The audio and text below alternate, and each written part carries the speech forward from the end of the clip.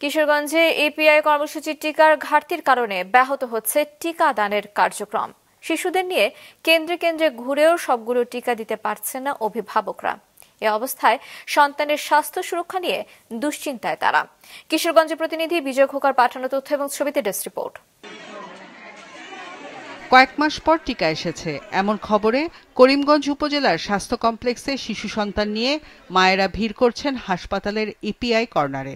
কয়েক মাস ধরে জেলায় পর্যাপ্ত টিকা না আসায় প্রায় একই চিত্র স্বাস্থ্য কমপ্লেক্স ও টিকা কেন্দ্রগুলোতে।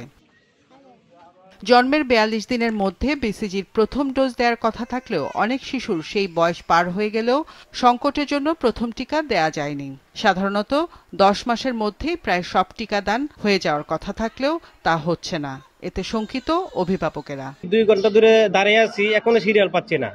এখন এর মাধ্যমে টিকা দিতে পারবো কিনা সেটা বুঝতে পারতেছি না। অনেক মারা এসব ঘুরে যাইতেছে, টিকা দিতে পারতেছে না। আজকেও টিকা অনেক কম দিতে পারতেছে না। আমার বাচ্চার বয়স ৩ মাস প্রায় হয়ে গেছে। এখন টিকার জন্য আসি, প্রথমে একটা টিকা দিছি, আর দিন টিকা দেওয়া হয় না।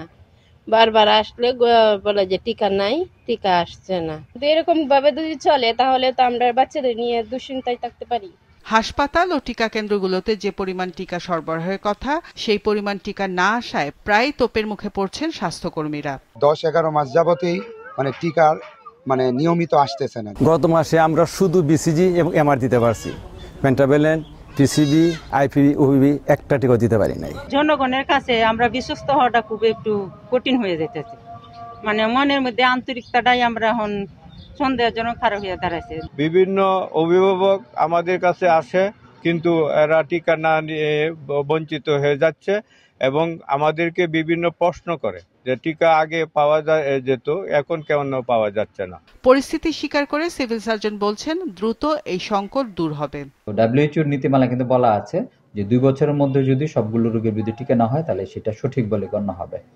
কাজেই আমাদের কিশোরগঞ্জ জেলাতেও বিভিন্ন সময় একটু টিকার সরবরাহ ঘাটতি দেখা দিচ্ছে। আমাদের ঊর্ধ্বতন কর্তৃপক্ষ এই বিষয়ে অবগত আছেন।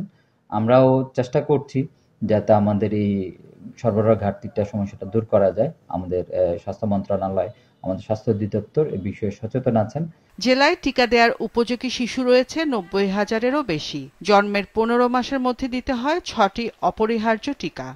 মাছরাঙা, নিউজ ডেস্ক।